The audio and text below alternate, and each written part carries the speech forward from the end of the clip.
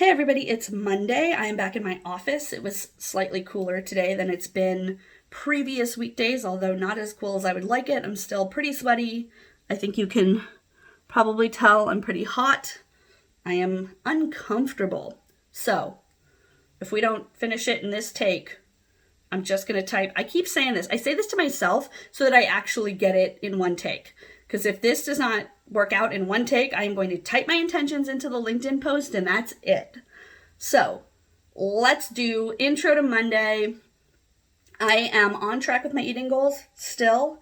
As of last night, I have made it 8 full weeks meeting my eating goals.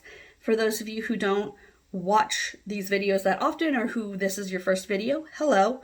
Also, I have an eating disorder. I have eating goals that my nutritionist and my psychiatrist or my counselor have set for me.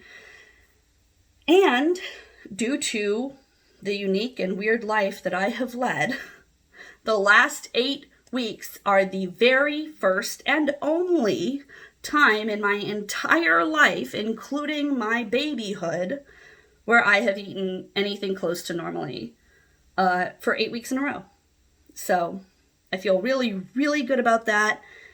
I think I talked about it last week where I felt myself slipping a couple weeks ago and just really doubled down and brought that back up. I don't feel afraid of slips as much as I did a couple weeks ago. So that feels really good. I feel confident in my eating. Another thing that is happening, which is unique to people with eating disorders, I feel hungry again. So one of the problems with my eating disorder is that I don't eat and then I don't feel hungry and then I don't eat and then I don't feel hungry.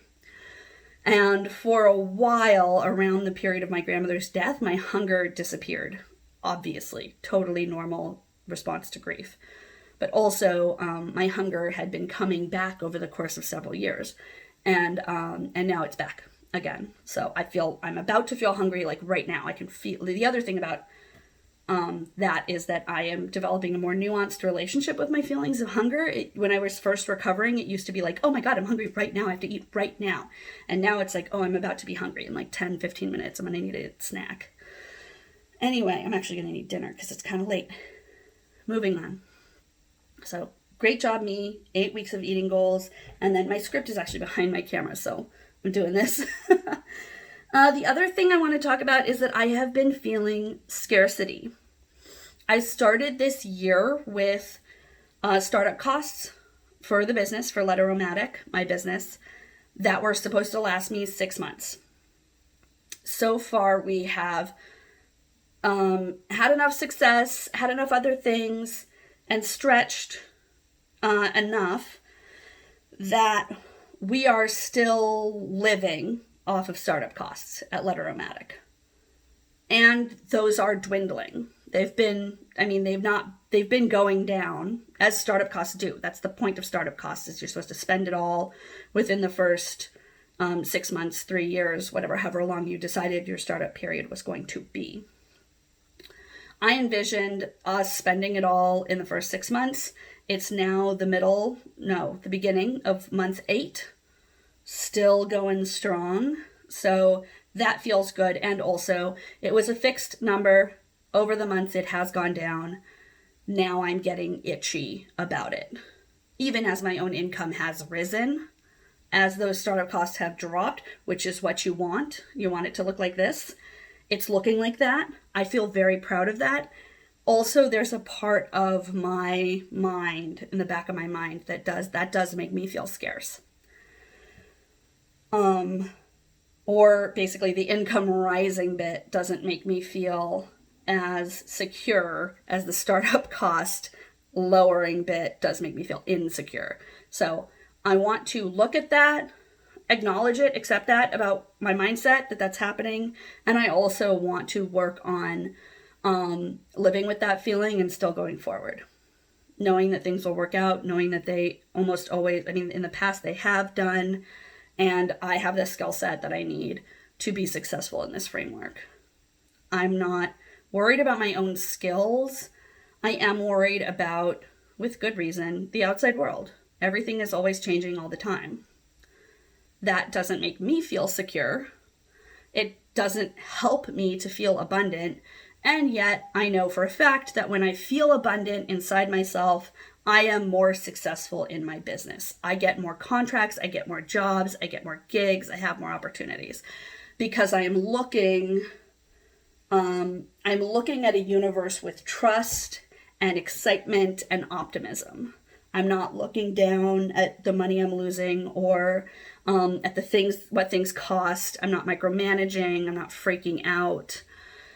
When I live in abundance, I can see opportunities coming and sort of dive for them. And that's always worked out for me. When I live in scarcity, I hyper focus on what's going wrong and I miss a lot of great opportunities. So, focusing this week on keeping an abundant mindset, which leads me into my intentions for the week. They are, one, of course, to keep to my eating goals. This streak of 8 weeks of normalized eating is amazing, and I just want to keep that going. I'm very, very happy about it. Number 2 is about scarcity. So to cultivate an abundant mindset, I must also focus on gratitude. Gratitude helps me maintain an abundant mindset, and also focusing on self-care, and also sort of like on deeper into self-care, focusing on what kind of self-care I need right now. So sometimes self-care is taking a bath. Sometimes self-care is cleaning the living room. And only my body can tell me which one I need at any given time. So being able to get quiet and listen to that and figure out what type of care I'm needing at any given moment. And that means being patient with myself and trusting myself. 2 things that I don't have a lot of history being super good at. So that's going to take work. And then the third thing that I want to focus on this week is being direct with people about my needs. That is something that, as a naturally direct person, a lot of people assume that if I need something, I will tell them. And when things are going well for me, that is how I operate. When I'm feeling safe and abundant and happy, that's what I do. But in part because of my history and in part because of other reasons, when I'm feeling scarce and scared, when I'm worried about things, that is not what I do. I will beat around the bush. I will, instead of saying, hey, I need help with something, I will actually sometimes say, what do you need help with? Can I help you with anything? And that bugs me a lot, that tendency to try and help others before I ask for what I need.